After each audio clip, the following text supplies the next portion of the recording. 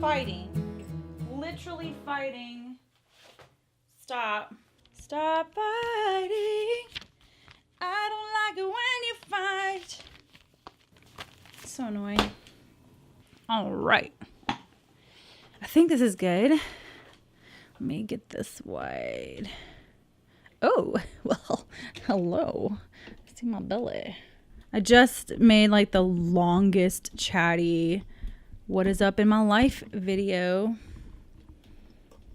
Okay, I think that's better. Awesome. So this is a video that I wanted to give to y'all. Isn't he cute? That's my little Count Zinzendorf. Let me just, oh my gosh. Isn't he cute? Longest life chat video ever, which is fine. I needed to say what I needed to say. Hopefully people won't get too bored with it. You can have some coffee or something. But I wanted to show y'all how I do these little abstract flowers. And the first time I think I revealed me doing it was this one, which I do love. I love that one. And I honestly have not done any more flower studies.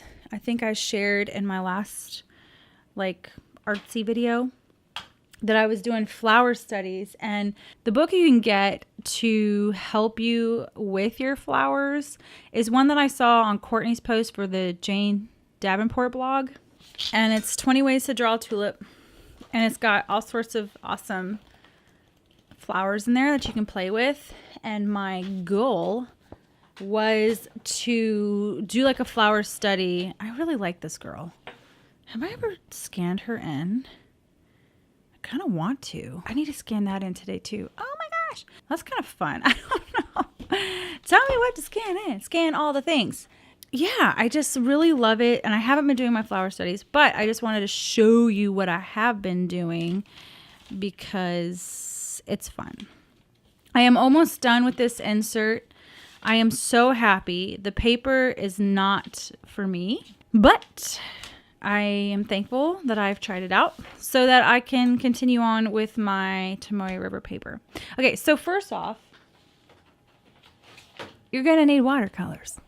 And I'm just using my Daniel Smiths because I love them. Also, too, the brush, like you can use this, like a brush like this, a cheapo brush. I really don't use my mop brush because it is so wet. I need it to be a little more controlled. So how I do these flowers, it's just controlled plopping. That is all it is. These, I mean, if you'll see, they look like the essence of a flower. They're really not realism at all, which is my favorite. I love not having realism. I really like this page too, by the way. Isn't that a pretty page? I just love the simplicity of that. I did add a tip in because I missed my tip ins. The essence.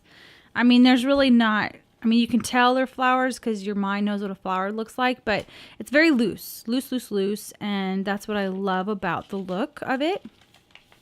So you can use like a brush like this. Oftentimes I will use this brush. I think it's meant for acrylic. It's a Royal and Langnickel Zen number 2 Z43R. That's what this brush is, and it works great too because it's got a long handle. When you have a longer handle on your brushes, it makes you looser because there's more space here, less control. You know what I mean? So sometimes I'll use this one. And I think I'm going to do kind of like a, let's see, what have I done? That's a cool palette, like a warm palette again. So I'm going to use this one. One of my favorites is New Gamboge. Okay, so this is one of the shapes that I really enjoy doing. And it's just like that. Just like that. Literally a controlled plop. The reason why I do that is because later I want to go in and add some loops like that. Whoops, I keep hitting with this long handle the microphone. I'm so sorry. So I'm going to do another one. And the basic shape is kind of like a curve, you know what I mean?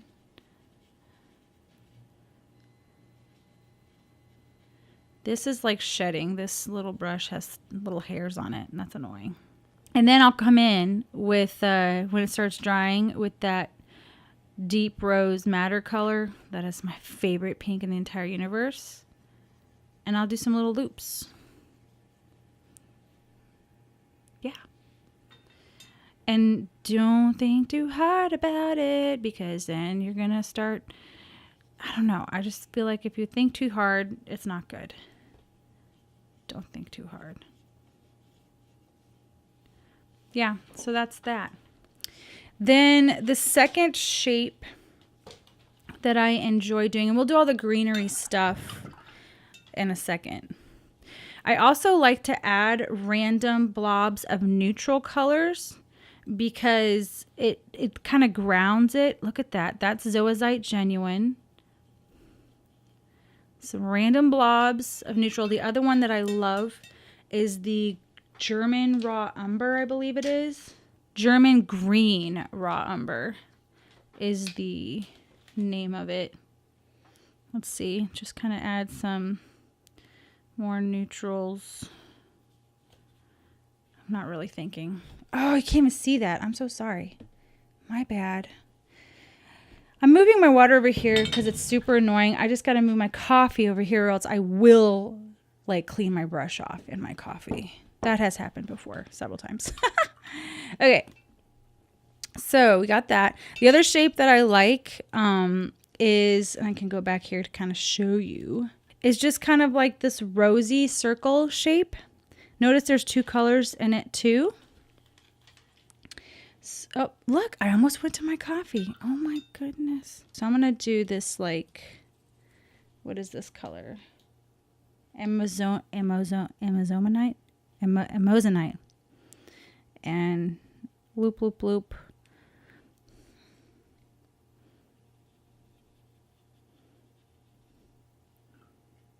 And you just randomly place them. I don't really have a strategy for where I place them. Let your heart tell you where to place them. And then I'll go in with like a purple, like with amethyst. And then I'll kind of make a little more like, I'll see how I choke up on the brush right there? Because I do kind of want to be a little bit more controlled with this one. Like that. So if you choke up on the long stem brush, you'll have more control. When you're way over like this, it's like super loose and free. That's what I've learned anyway. And then another thing I like to do is dots. Just like dots. Dots. Like that. Almost like they're little budding dandelions or something. Now I'm going to start adding greenery here. One of my favorite greens is Serpentine Genuine. I happen to flop towards genuine colors. I really like genuine colors. And again, I'm just like a loose representation of a stem. The looser, the better, is what I always say. And I like bright green too. This green reminds me of the Schminke Spring Green. But this is Phthalo Yellow Green. And it is a bright green. I think I did this as like a base color in my journaling one time. And I'll just do some lines to show that. Oops, I got some red in there. That's okay. Brown.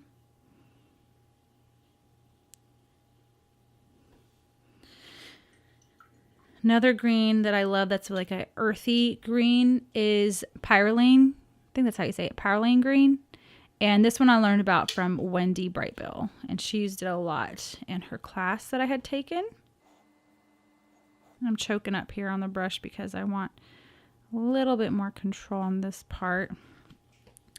Let's do some other stuff. Like, I'm going to use this Aussie Red Gold. Not rose gold. I don't know what I was talking about then. And I want to do, let's look at some of our shapes that we have in the book. That's a fun thing. Chrysanthemums. I could do something fun with that. Let's see. What would that look like loosely? What would it look like? maybe like,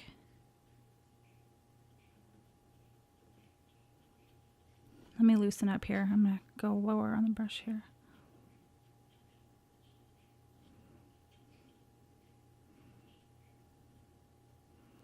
Just like choppy, short strokes, maybe. Again, oop, I almost did it in my copy again. You're not trying to make a real looking flower. You're just kind of giving the appearance, sorry about the focus, of a fluffy flower. This one's a fluffy flower. Yeah. So a lot of warmth happening on this page, meaning I'm using a lot of warm colors. Kind of want to add some really neutrally stuff here. What do you need, Ashton? You want some falafel? I don't. Thank you. Thanks for asking. One of the other colors I've been loving using in my flower stuff, and it's just like so unique, is the lavender. The new colors from Daniel Smith, lavender and wisteria, are both very beautiful light purples. So I'm going to use some lavender. What does lavender look like? Or should we put it... Okay, I like this. This looks cool. I want to do that thing right there on the bottom corner with like the leaves and the little lines with the dots. Let's do that. Oh my gosh, this is shedding. Okay, so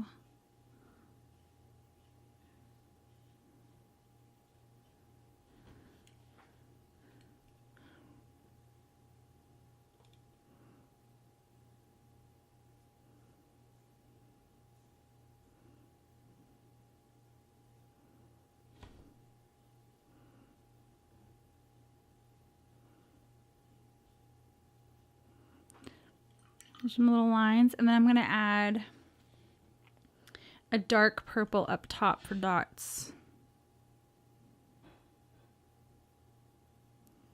Sometimes I will add, I'm just going to choose right now to add dots where there's not a line, just to give the appearance that there's little poofs right there.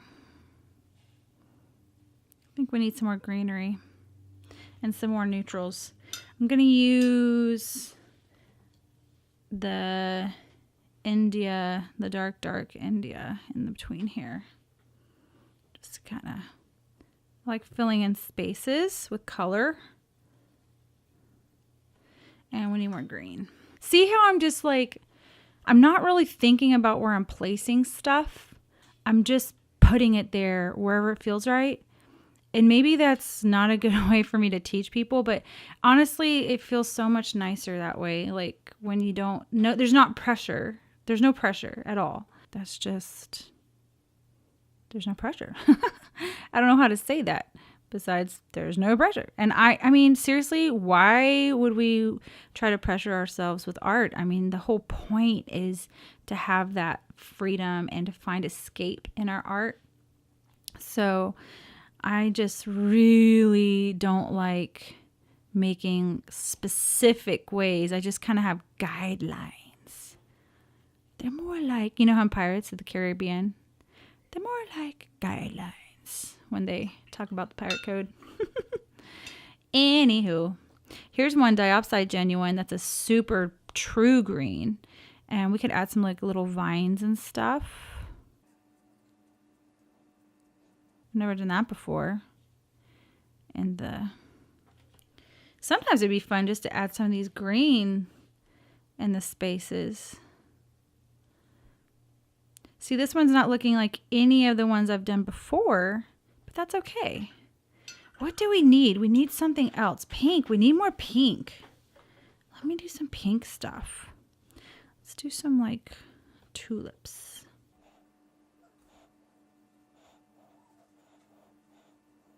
Or they just kind of look cool as blobs there too, don't they? That book is like slowly making its way into the frame again. Let me try.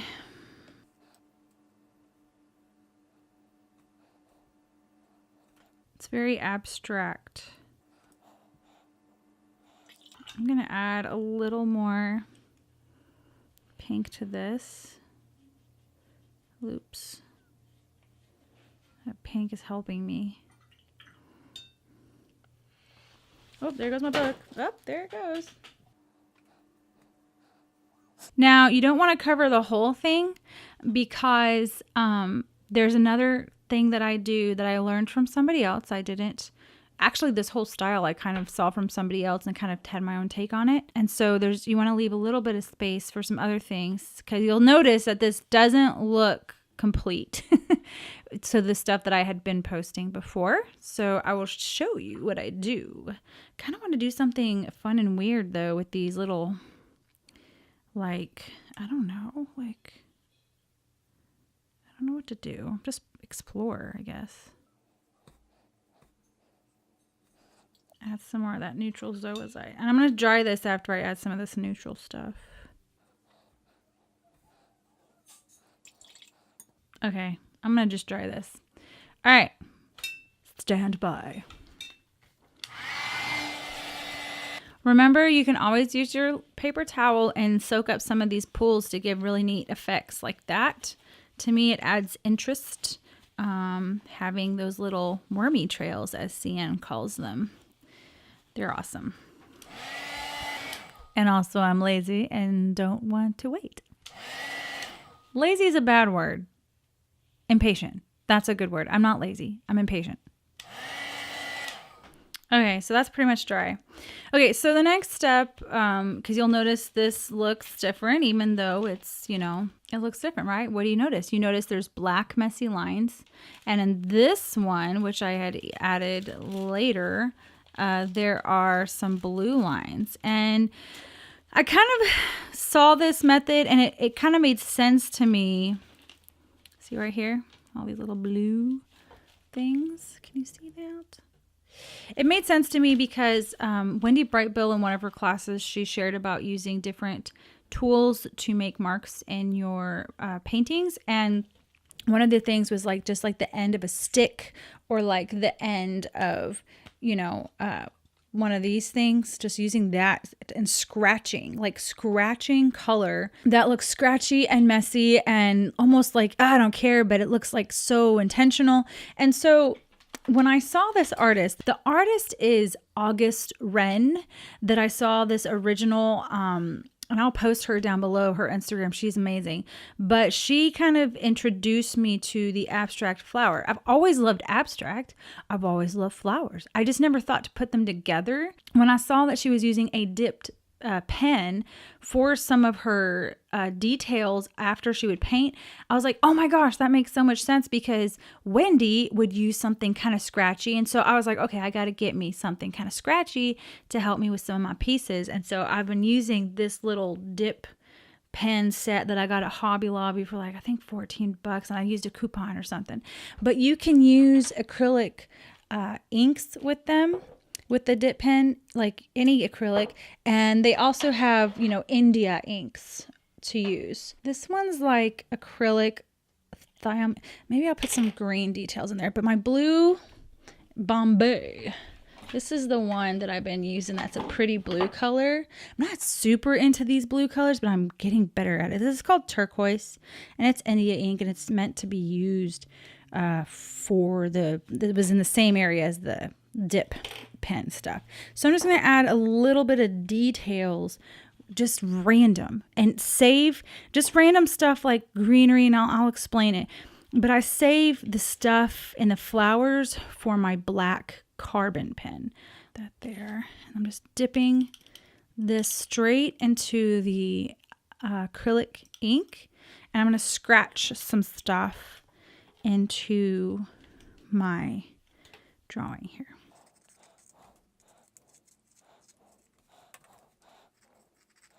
I'm going into the open spaces and just creating some more scratchy lines.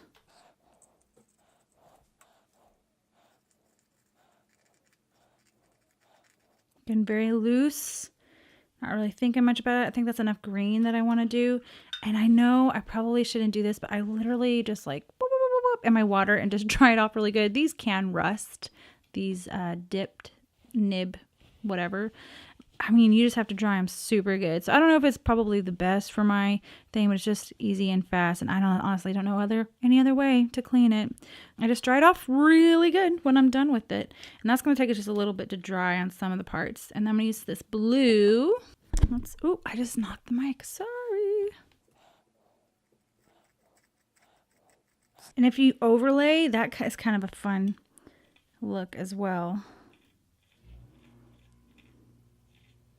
Doing some circles.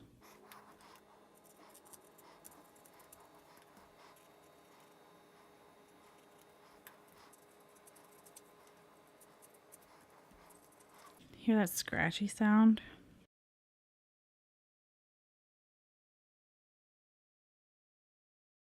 There's that. And then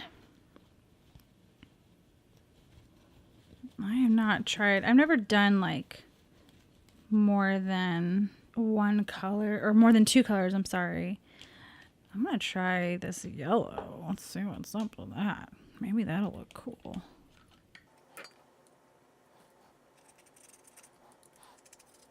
It's just fun the different textures you can get with different tools.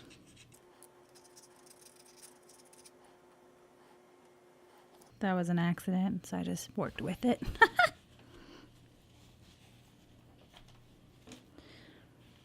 Yeah.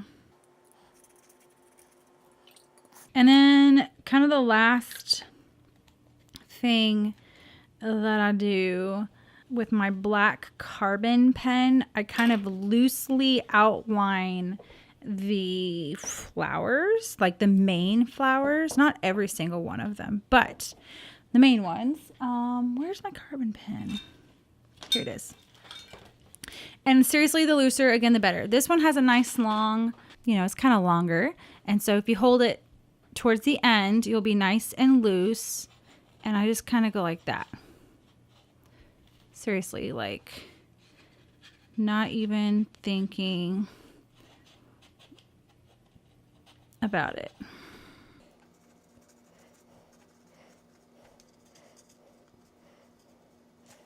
That, and then maybe like the outline of these. And then sometimes also, all right, the camera stopped, and so I have no clue what I said. To making loose marks and just kind of following, outlining things where you feel it would help. And taking things that you like. For instance, I like stripes, a lot of stripe stuff. So I'll sometimes come in and outline the greenery and then stripe it up because it's fun. See, so there you go. Another fun little, even adding your own, like the black ones, is totally fine. Cool thing about this pen is when it completely dries, you could fill that in with green if you felt like you needed it to be there, which is fun.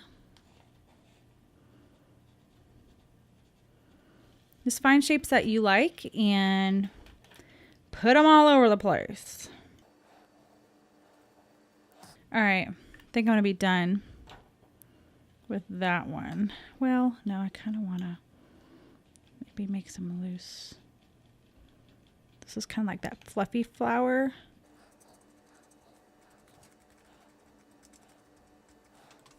That's pretty much it. I was totally not in frame, I'm sorry. So you can kind of, I can't get in there. See, there's my little group of wildflowers. And so you kind of saw that come together. So again, just find shapes that you enjoy. It doesn't have to look exactly like a flower. Like, I have no clue what that flower would be. But I like the shape of it, and I like how it looks on my page. And this is just little loopies, and this one kind of looked like a geranium, or I don't know. I think that was a geranium. And then this one was something else. I can't remember. But finding things that you like, the little dot things, I love to do. So I put them in my abstract florals, but that's what you do. It's very, very loose, very loose. I say that a billion times. Adding some neutral stuff here and there to ground it. And then finding a scratchy tool. It doesn't have to be this thing, any kind of scratching tool to kind of make some loose scratchy marks. And then this is something black and contrasty for the very end. That's kind of how I do it. So I hope that was helpful. I hope you enjoyed it. I would love to see all of your beautiful abstract florals. Make sure to use that community section, because that'd be super fun after tutorials. If we could all like post on there and see everybody's work, it would be super fun. And also on Instagram too, I would love to see and be tagged and whatever. So I love y'all so much. If you have any questions, let me know. I'll try to link everything I can below for y'all, and I will see y'all later. Bye.